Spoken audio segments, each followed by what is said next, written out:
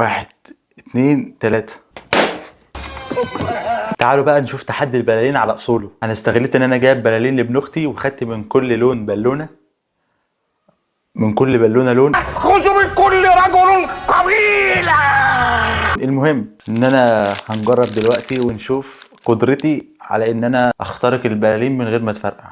طبعا هتقول لي ان انا متعلم الحاجات دي في كليه الطب، اقول لك لا لا لا، انا بدي حقن للعائله طبعا من قبل ما ادخل كليه الطب، يعني انا متمرس من صغري. ويلا نفتح السرنجه اللي هنبتدي بيها التجربه، والسرنجه بقت جاهزه. يلا بينا نبدا باول بالونه. اول بالونه بسم الله كده، اوعى تترعبوا، انا يعني متمرس. بسم الله.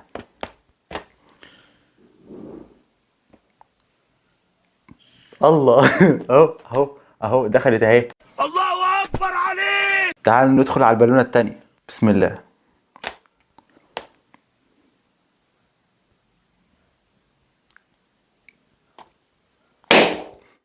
لا اله الا الله. يا فاشل يا فاشل يا فاشل. مؤاخذة، جلت مني معلش، عادي يعني، بتحصل. تعالوا نشوف البالونه الثالثه. بسم الله الرحمن الرحيم.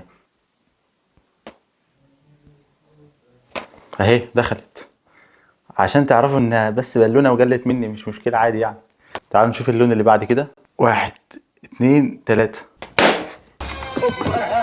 على الكسفه اللي انت فيها يا حازم. تعالوا نشوف بقى دول ودول بقى، يعني احتماليه ان هم ما يفرقعوش 100%، لان انا يعني خلاص احنا اكتسبنا خبره كافيه. هي اللي بايظه.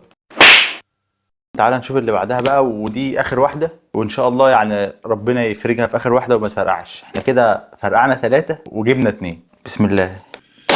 وبكده تكون خلصت تجربتنا الحمد لله. ان شاء الله تجربه ما نعملهاش تاني، وهو حد يعمل الحاجات دي في البيت، لان ده هبل يا جماعه والله. والسلام عليكم ورحمه الله وبركاته.